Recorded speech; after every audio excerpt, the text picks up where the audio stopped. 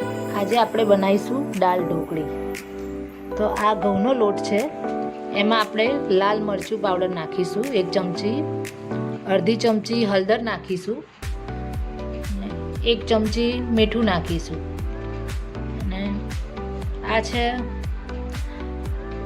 ખાવાનો સોડા, ચપટી ખાવાનો સોડા નાખીશું આપણે, અને બધું મિક્સ કરી દઈશું આપણે હાથથી. બધા મસાલા નાખી ને આપણે હાથથી મિક્સ કરી દેવાનું. બહુ સિમ્પલ રીત છે આ.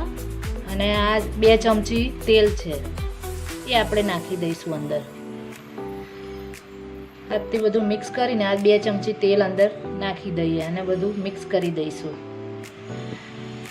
આ બહુ ઓછા મસાલે બની જાય છે આ ઢોકળી, ને બહુ સિમ્પલ રીત છે. ખાવામાં બી બહુ ટેસ્ટ લાગે છે આનો. આપણે આ થોડું થોડું પાણી નાખી અને આનો લોટ બાંધી દઈશું. અને આ લોટ બહુ કઠણ બી નહીં, બહુ ઢીલો બી નહીં, એ રીતનું આપણે આ લોટ બાંધી દઈશું. થોડું થોડું પાણી ઉમેરતા જઈ લોટ બાંધી દેવાનો. તો આપણો લોટ બંધાઈ ગયો છે.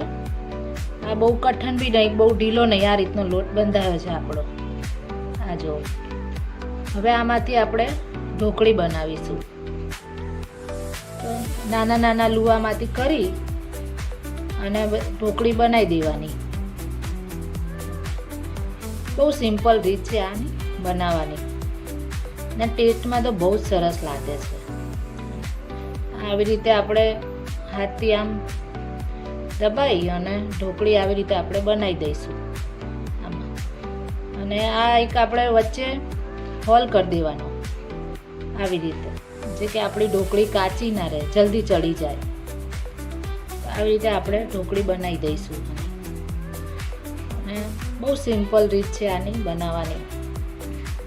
એકદમ રાજસ્થાની ઓરિજિનલ ટેસ્ટ છે આનો, ને બહુ ઓછા મસાલે બની બી જાય છે આ દાળ ઢોકળી. તમે એકવાર બનાવીને જરૂર ટ્રાય કરજો. તો આ ઢોકળી આપણી બધી બની ગઈ છે.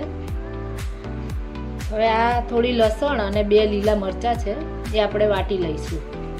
અને આ મગની ફોતરાવાળી દાળ છે, જે મેં 2 વિસલ કરી છે. 2 વિસલ કરી અને એને બાફી લીધી છે. હવે આ દાળ ગેસ ઉપર મૂકી અને 2 ગ્લાસ પાણી નાખ્યું છે. અને આમાં 2 ચમચી લાલ મરચું પાવડર, અને આપણે આમાં 1 ચમચી મીઠું નાખીશું. અને આ આપણે આમાં અડધી ચમચી હળદર નાખીશું અને હલાવી દઈશું બરાબર. હવે આપણે એને થોડો ઉકળ આવવા દઈશું. આ ઉભરો આવવા દઈશું એક. અને આ લસણ અને લીલા મરચાં જે વાટીને રાખ્યા હતા એ આમાં નાખી દઈશું. કાચા જ નાખી દેવાના છે આમાં, લીલા મરચાં અને લસણ. એમાં કોઈ વઘાર નથી કરવાનું આપણે. અને આ 4 પરિયા તેલ છે, એ બી કાચું જ નાખી દેવાનું છે આપણે. એનો કોઈ વઘાર નથી કરવાનો. આ તેલ લસણ આ કાચું જ અંદર નાખી દેવાનું છે. અને હવે આ ઉભરો આવી ગયો તો આપણે આ બધી ઢોકળીઓ આમાં નાખી દઈશું. આ દાળ આપણે હવે આને આવી રીતે ડીશ ઉપર એક ઢાંકી દઈશું. જે આવી રીતે અડધી ડીશ ઢાંકી દેવાની, જે દાળ ઉભરાઈ આપણી બહાર ના જાય.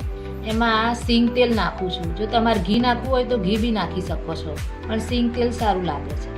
ઉપર થોડી ડુંગળી અને થોડી કોથમીર નાખીશું. અને આ સિંગ તેલમાં આનો ટેસ્ટ બહુ જ સરસ લાગે છે. તો એકવાર બનાવીને જરૂર ટ્રાય કરજો.